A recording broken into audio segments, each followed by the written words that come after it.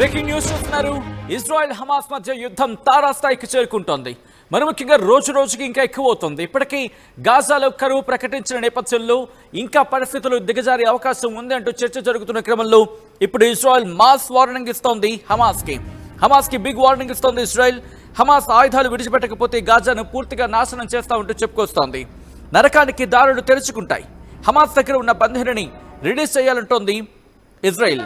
తమ కండిషన్స్ ను Hamas ఒప్పుకోవాలంటోంది Israel. గాజాను స్వాధీనం చేసుకునేందుకు నెతన్యాహు సిద్ధమవుతున్నాడా అంటే అటువంటి మాట వినిపిస్తోంది. గాజాపై మరో దశ దాడులు చేస్తూ ఉంటోంది ఇజ్రాయెల్. 60,000 రిజర్వ్ సైన్యాన్ని రంగంలోకి దించింది ఇజ్రాయెల్ అంటే అర్థం చేసుకోవచ్చు. గత కొద్ది రోజులుగా యుద్ధం కొనసాగుతుంది. ఇంకా చెప్పాలంటే గత కొన్నేళ్లుగా. ఇప్పుడు బెంజమిన్ నెతన్యాహు, ఇజ్రాయెల్ ప్రధాని బెంజమిన్ నెతన్యాహు ఒకటే చెప్తున్నాడు, విడిచిపెట్టేదే లేదు, వదిలిపెట్టేదే లేదు, గాజాను పూర్తిగా స్వాధీనం చేసుకుంటా అంటున్నాడు బెంజమిన్ నెతన్యాహు. వెనకాల ఉంది ఎవరు? అమెరికా. మరి ముఖ్యంగా ట్రంప్ ఏమన్నాడు? గాజాను ఒక రియల్ ఎస్టేట్ చేసేస్తాను, దాన్ని అభివృద్ధి చేసేస్తాను, పీకేస్తాను, పొడి చేస్తాను అంటున్నాడు. ఇప్పుడు గాజాకు సంబంధించి ప్రస్తుతం ట్రంపే కారణమవుతున్నాడా? ట్రంప్ వ్యూహమే ఇప్పుడు బెంజమిన్ నెతన్యాహు నోటంట వస్తోందా? కేవలం నెతన్యాహుని పావుగా అమెరికా వాడుకుంటోందా? నెతన్యాహుకు ఇష్టం ఉన్నా లేకపోయినా అమెరికా బలవంతం చేస్తోందా? దీంట్లో ట్రంప్ కీలక పాత్ర పోషిస్తున్నాడా? సొంత డబ్బా కొట్టే ట్రంప్ ఒక్కసారి బహుశా 2 చెవులు రెక్కించి వినాలేము. ఎందుకంటే ట్రంప్ అండలేకపోతే ఇంతవరకు ఇజ్రాయెల్ వెళ్తుందా? Biggest question mark. ఇక్కడి నుంచి ఇంకాస్త ముందుకు వెళ్ళే ప్రయత్నం చేద్దాం. ఏమంటున్నాడు బెంజమిన్ నెతన్యాహు? ఇప్పటికే రిజర్వ్ సైన్యాన్ని దించాడు. తూర్పు ప్రాంతానికి సంబంధించి మాట్లాడుకుంటే అఫ్కోర్స్ అక్కడ తూర్పు ప్రాంతం పెద్దగా ఉండదు. ఉత్తర ప్రాంతం, దక్షిణ ప్రాంతం, మధ్యలో ఉంది ఖాన్ యూనిస్. ఇక్కడి నుంచి రఫా బోర్డర్ ఈజిప్ట్కి సంబంధించి కింద వైపు, ఇటువైపు వెళ్ళే అవకాశం తప్ప ఇంకోటి లేదు.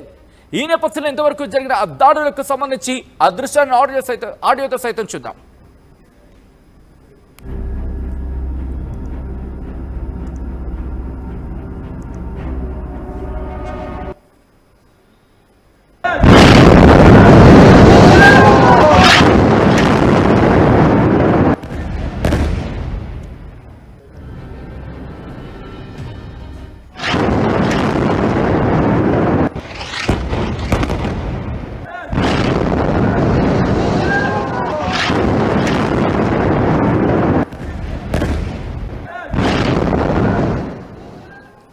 యుద్ధం నువ్వు మొదలుపెట్టావు, పూర్తి నేను చేస్తా అంటున్నాడు ఇజ్రాయెల్.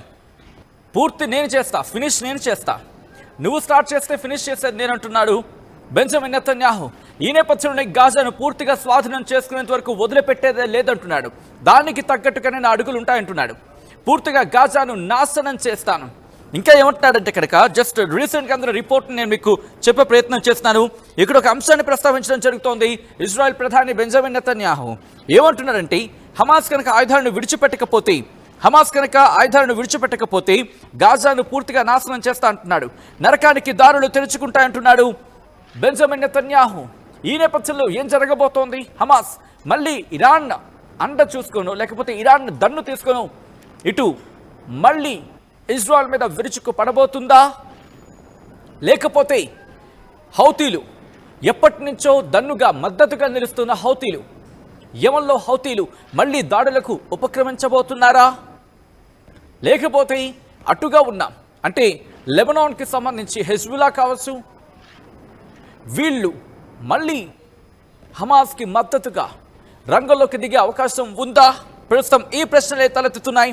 ఎందుకంటే ఇజ్రాయెల్ ప్రధాని బెంజమిన్ నెతన్యాహు చెబుతున్న మాటల ప్రకారం చూస్తూ ఉంటే కనుక ఇటు నివురుగప్ర నిప్పులో ఉన్న హమాస్ ఇజ్రాయెల్ మధ్య ఆ యుద్ధం మళ్ళీ తెరుచుకోబోతోందా? ఇలాంటి ప్రశ్నలు తలెత్తుతున్నాయి. ఇజ్రాయెల్ చూస్తూ ఊరుకుంటుందా? ఒకటే అంటోంది, పూర్తిగా గాజాని స్వాధీనం చేసుకుంటాం.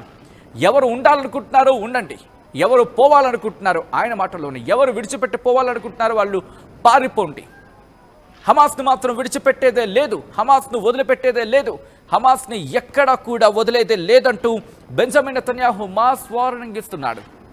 ఈ నేపథ్యంలో ఏం జరగబోతోంది? మీరేమనుకుంటున్నారు? కామెంట్ చేసే ప్రయత్నం చేయండి.